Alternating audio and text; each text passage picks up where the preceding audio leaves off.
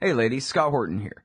If you would like truly youthful, healthy, and healthy-looking skin, there is one very special company you need to visit, Dagny & Lane at DagnyandLane.com. Dagny & Lane has revolutionized the industry with a full line of products made from organic and all-natural ingredients that penetrate deeply with nutrient-rich ionic minerals and antioxidants for healthy and beautiful skin. That's Dagny & Lane at DagnyandLane.com. And for a limited time, add promo code SCOTT15 at checkout for a 15% discount. All right, y'all, welcome back to the show. I'm Scott Horton, and our first guest on the show today is Trevor Timm from the Electronic Frontier Foundation. That's EFF.org. He specializes in surveillance, free speech, and government transparency issues. And he's the co-founder and executive director of the Freedom of the Press Foundation. Let's start with that. Tell us all about the Freedom of the Press Foundation. Welcome back to the show. Well, thanks for having me back. Yeah, so we started the Freedom of the Press Foundation about 2 months ago now. This came out of the idea that WikiLeaks, about 2 years ago when they started releasing State Department cables, were cut off from Visa, MasterCard, and PayPal to get any sort of donation money, which was 95% of their revenue, because they started publishing this classified information. Yet, as you well know, they never actually committed a crime when they did this. Newspapers publish classified information all the time. And so we saw this as kind of an end around the First Amendment, where a couple of congressmen were upset and decided to unofficially pressure these companies to cut them off. So what we did was we set up the Freedom of the Press Foundation to, number one, take donations to WikiLeaks or any other group this would happen to in the future. We want to prevent this precedent from ever happening again. And number two, we want to crowdsource other transparency journalism organizations that do good work trying to bust through the government's extreme secrecy system because, at this point, secrecy is at an all-time high. The government's classifying 92 million documents a year, and virtually the whole foreign policy and national security realm is deemed secret.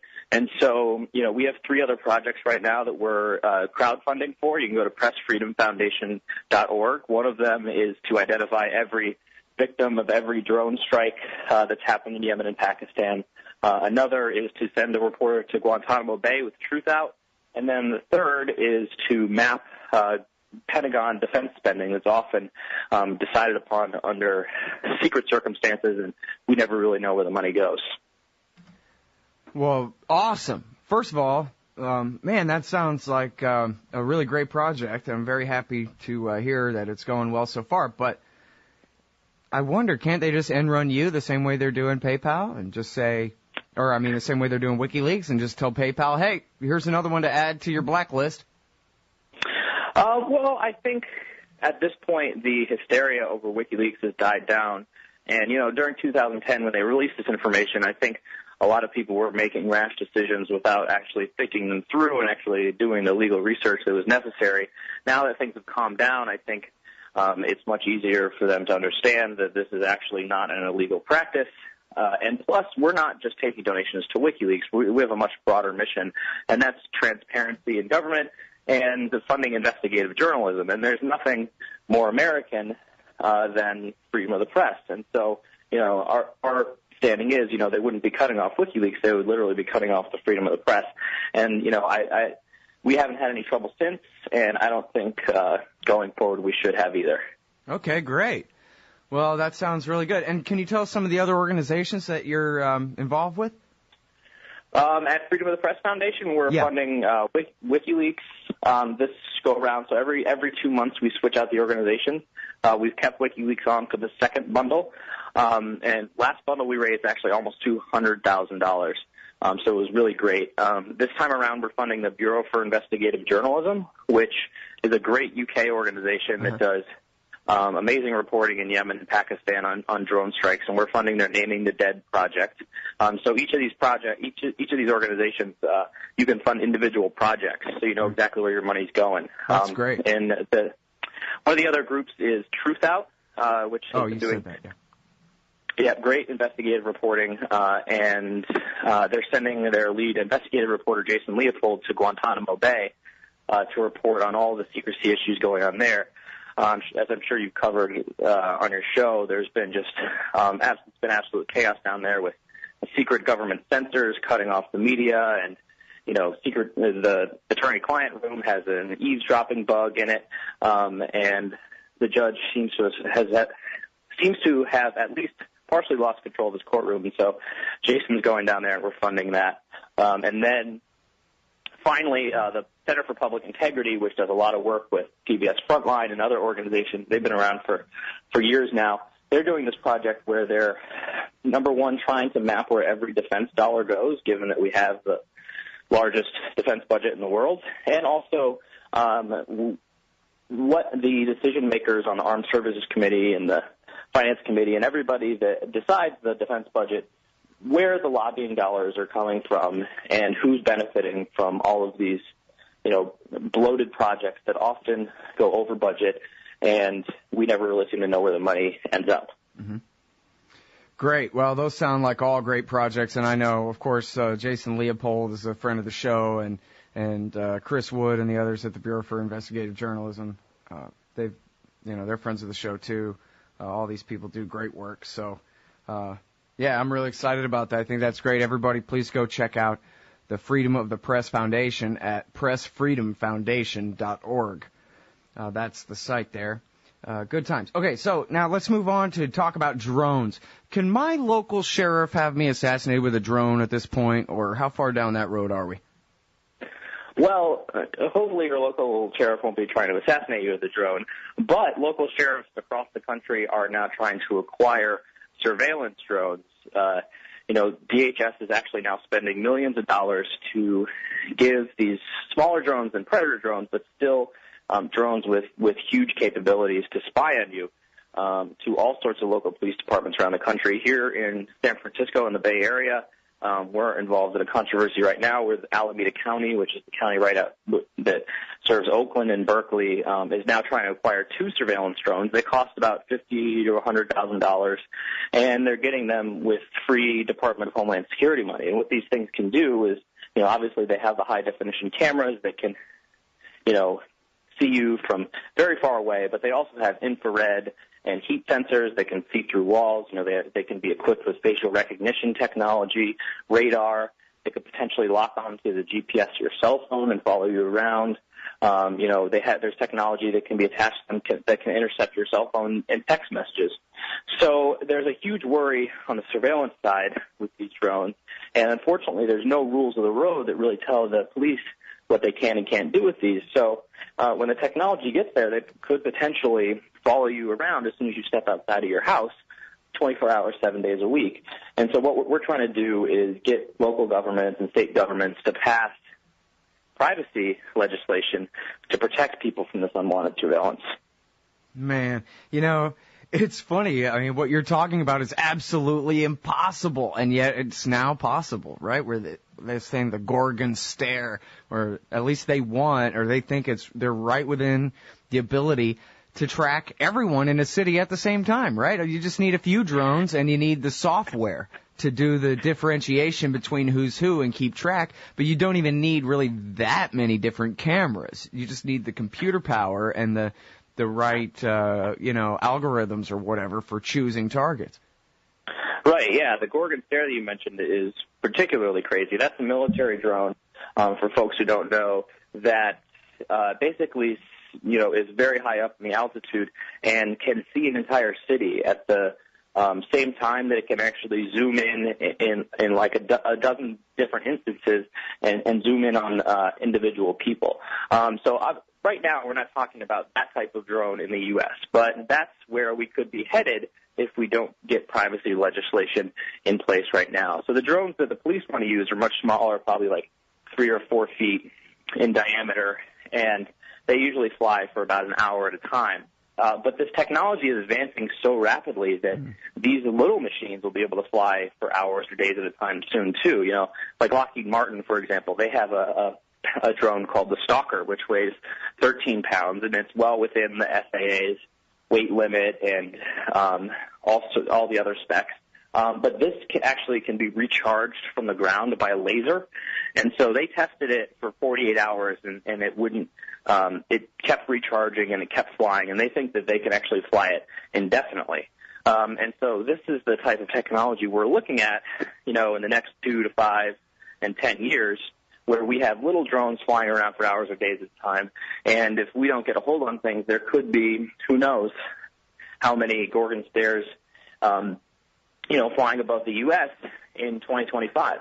Oh, man. The thing of it is, well, here's what we're up against, right? You got the people who are single-minded and determined, like those who populate the EFF and want to fight about these kinds of things. And you have, people like the listeners to this show who are regular folks but are very interested in this kind of thing and might even try to help, any activism that you guys are doing along these lines. But then there's the lobbyists that represent the manufacturers. And there's the cops that will never run out of excuses to use them. And for that matter, there's the local TV news that will never tire of being the sock puppets of the local cops and saying whatever the local cops want them to say. And so, right now in your town, a little kid is missing, right? They can start this morning and say, look, what are you going to do? You don't want to go and find the missing child? And that's it, name the drone Amber or something else, and it's on. How are we ever going to stop this thing? Well, it's true. Their number one justification for using drones is the search for missing children. And, there are legitimate uses for drones, and I think that could potentially be one of them. But, obviously we can put strict privacy controls in place where they could potentially look for missing children but not be doing surveillance on everybody else, and that's what they want. And the good news is that this issue, more than any other issue I've probably worked on at EFF, has really galvanized the public, both on the left and the right. I mean, I was at an Alameda County Sheriff's hearing 2 weeks ago where the room was just packed with people. There was cameras everywhere. People were really paying attention, and when we got done speaking, the line for citizen speakers went out the door, and it was all people against this. And actually, we've seen that across the country. So in Seattle, actually, the mayor just ordered the police to dismantle their drone program because the local government there was actually worried that the city council was going to start losing seats because they hadn't passed a binding drone ordinance that would protect people's privacy. So he just unilaterally told the police to send their drones back to the manufacturer. I think at this time there's over 20 states that have introduced drone legislation in the last month or two since the new legislatures have taken session. And we've actually been seeing new legislation being introduced every day. I mean, yesterday, California actually did. The day before that, it was Illinois. The day before that, it was Oklahoma. Wow. So this is actually an issue a privacy issue where we can win. And it has really been sort of this catalyst that gets people to really tell their representatives, and the representatives are actually responding. So that's been good to see. Yeah, wow, you're blowing me away with this stuff. I guess I just assumed, and I have heard a little bit of, a little, pushback here, and I think I heard about the Seattle drones being canceled and all that. But I guess I sort of just consider that the last gasp of a little bit of liberty on its way out the door anyway, because, it was 15 years ago, it was the cameras going up everywhere. I can't believe it was 15 years ago now, but I remember when they first started putting the poles up for the cameras all around Austin and telling people, yeah, you see those towers, they're going to have cameras on them because they have the exact same towers down in Houston that already have cameras on them. So I'm telling you, that's what they're for.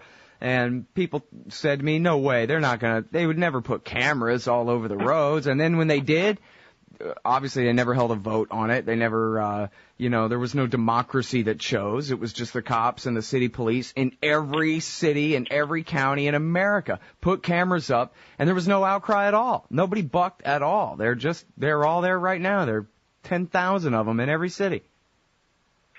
Yeah, absolutely. And, so I just figured this would just be like that, Yeah. Maybe I'm wrong. Maybe I'm wrong, though. And I think maybe the difference is in this respect that, it's much easier for people to see and feel a drone that's flying above them and imagine it. And, it's been in all the movies and people really have this visceral reaction to it. Whereas cameras, they're sometimes hard to see. And it's true, they probably got those through, in situations where there were no public hearings. And, in this situation, local governments are trying that as well. And the only difference is that I think we were more prepared this time around where, we were filing public records requests immediately and FOIA lawsuits with the FAA immediately. And, even in Alameda County right here, they tried to actually sneak through drone funding without a public hearing. We found out less than 24 hours beforehand. We called a press conference with the ACLU, and they actually took it off the schedule last second. And so we actually forced them to have a public hearing, and now they're going to probably have to have another one before they even consider doing this drone funding. And, like I said, we're just seeing that all over the country, and it's great to see that citizens are prepared this time around to really react and force these things out into the public before they become law. Mm-hmm. Well, I guess part of it is just that EFF and EFF's footprint has grown this much, and of course with all the social networking nowadays and whatever, it's kind of a whole new ball game. They're messing with a whole different population than they were 10 years ago, 15 years ago. Yeah, I think that's the case. Like when, it happens in one community, one small community, and they can spread the word nationally very fast, then everybody else can check in with their police stations and their local governments before they can do the same. And so I think that's really helped. All right. I'm Scott Horton. I'm talking with Trevor Timm from the Electronic Frontier Foundation. So tell me about CISPA, the return of CISPA. Yeah, well, this is the next big legislation going through Congress right now. It's a cybersecurity bill, or supposedly a cybersecurity bill, but doesn't really do much to protect cybersecurity. What it does do is allow government to do what they call information sharing with companies. And unfortunately, what this may end up meaning is that companies have a much easier time handing over large swaths of your personal information, including perhaps the content of your emails, to the government without any warrant or any sort of judicial process whatsoever. And so all they would have to do is claim that there is some big cybersecurity purpose for this information to go to the government. And obviously what we're worried about is privacy on the Internet going to the wayside because of another quote-unquote security issue. And the real problem with this bill is that, obviously we've been hearing a lot about cybersecurity problems lately with Chinese hackers breaking into the New York Times, the Washington Post, and the government warning about all of these trade secrets being stolen from all these corporations. But this bill actually really doesn't do much to solve cybersecurity. The crazy part is that cybersecurity is actually a very simple fix where a lot of times these huge attacks we hear about that are really sophisticated, quote unquote, are started because somebody downloads an email attachment or they have a really simple password on their computer. And just these little things allow these hackers to gain access to large networks, and then they can do their dirty work from there. But, if just simple training with companies or having critical infrastructure unplug their systems from the regular Internet would solve a vast majority of these problems, yet Congress's solution is to kind of destroy online privacy along the way while not really doing much to actually solve the real problem. Right. But create a lot of headaches for everybody else. And it's, really It's that chilling effect, right, where sort of like with the drones, right? Even if they're not after you, they might be. As long as you hear that buzz, it might as well be looking at you. So the FBI might not be digging through your emails today or scrutinizing what you searched for on Google today. But then again, they might be, and you wouldn't know that they were, and so that's just going to chill everybody's behavior regardless, right? I mean, sort of like with the cameras, if you even get lost and go around the block a few times, there's a possibility that someone's going to think that's a problem. Someone watching that camera is going to wonder, why is this car gone around the block a couple of times? You could be picking a fight. You might as well be surveilled, I guess is what I'm getting at. Yeah, I mean, it's kind of just a symptom for, the larger disease that we've been seeing over the last few years where the government is trying to get at your personal information from all angles. I mean, obviously drones is the newest iteration. CISPA is another. We have cell phone location tracking down where the police can get your information without a warrant. Obviously emails are protected less than phone calls and physical letters are. And so they're kind of just trying to attack privacy from every angle these days. And, it's just up to us to stay vigilant. And hopefully we're going to win on this drone battle, or we are winning so far. And, we got to keep fighting. And, CISPA is this next iteration of this huge problem that hopefully we'll be able to beat back as well. But we'll see within the next couple months. I think, debate's going to start on it in a couple of weeks, and that'll really be telling as to where this bill is going to go within the next congressional session. Mm-hmm. All right, and then can you fill us into about the recent revelations about Gmail? Is Google's just giving up people's Gmail without any judicial check kind of thing? Well, I think Google's actually done a fairly good job of protecting users' privacy. So, email, the content of your email, if it's older than 6 months old, the Justice Department thinks that it can get that without a warrant. And so what Google's actually been doing is demanding a warrant, even though the law doesn't require it. Google's argument is the Fourth Amendment requires it, even if the law doesn't. So we're going to require it, and the Justice Department actually hasn't been pushing back on them, and so that's good news. The bad news is that, with Google's transparency report, they showed that, again, U.S. surveillance is on the rise, like it has been for as long as they've been doing these transparency reports. And the government does go after a lot of information without a warrant, information like who you're sending emails to and who you're getting emails from and what time of day you're sending them and who your contacts are, all this sort of non-content information that, is not the actual body of the email, but everything else.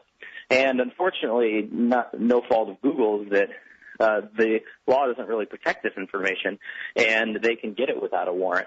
This is another case of technology, outpacing the law, where, Congress hasn't really shown any interest in updating our privacy laws to protect our information in the digital age. So we're in a situation where Google kind of has to hand over this information, even if they don't want to. So the headline then that almost 14,000 government requests for Gmail data, that's not necessarily that Google gave in every single time, but that was just the number of requests that they had to deal with, and they're the ones who are telling us. And I got the story all backwards. Is that right? Yeah, exactly. And the good thing is, we would love for every company to issue these transparency reports that Google did. Google didn't have to do this. They're actually one of the only companies that does. And this is actually the first step in combating this type of surveillance, because we just need information on it. The government's so secretive these days. We have no idea how many times they're trying to get this information. So if every company comes out with these transparency reports and we know exactly how much surveillance the government is conducting, that's really huge in helping us go to Congress and being able to look, this is a huge problem. Because, the problem with all this secrecy is that we just don't have any information to go on. And then so, Congress really has no way of deciding what to do and what not to do. And so, these transparency reports, sometimes they're very startling when you find out how much surveillance is going on. But in the end, that's actually a good thing. Mm-hmm. All right, everybody. That is Trevor Timm from the Electronic Frontier Foundation and from, let me get the web address correct here, pressfreedomfoundation.org. Pressfreedomfoundation.org. Thanks so much for your time, Trevor. Appreciate it. Thanks a lot. Always great to be on. Hey, y'all. Scott Horton here, inviting you to check out WallStreetWindow.com. It's a financial blog written by former hedge fund manager Mike Swanson, who's investing in commodities, mining stocks, and European markets. Wall Street Window is unique in that Mike shows people what he's really investing in and updates you when he buys or sells in his main account. Mike thinks his positions are going to go up because of all the money the Federal Reserve is printing to finance the deficit. See what happens at WallStreetWindow.com. And Mike's got a great new book coming out, so also keep your eye on writerMichaelSwanson.com for more details. Hey everybody, Scott Horton here. You ought to consider advertising on the show. Here's how it'll work. You give me money, and then I'll tell everybody how great your stuff is. They'll buy it, and we'll all be rich as Republicans. Sound pretty good? Shoot me an email, scott@scotthorton.org, and we'll work it out. The Emergency Committee for Israel, Brookings, Heritage, AIPAC, WINEP, JINSA, PNAC, CNAS, the AEI, FPI, CFR, and CSP. It sure does seem sometimes like the war party's got the foreign policy debate in D.C. all locked up. But not quite. Check out the Council for the National Interest at councilforthenationalinterest.org. They put America first, opposing our government's world empire, and especially their Middle Eastern madness. That's the Council for the National Interest at councilforthenationalinterest.org. Man, you need some Liberty stickers for the back of your truck. At LibertyStickers.com, they've got great state hate, like Pearl Harbor was an inside job. The Democrats want your guns. U.S. Army, die for Israel. Police brutality, not just for black people anymore. And government school, why you and your kids are so stupid. Check out these and 1,000 other great ones at LibertyStickers.com. And of course, they'll take care of all your custom printing for your band or your business at TheBumperSticker.com. That's LibertyStickers.com. Everyone else's stickers suck.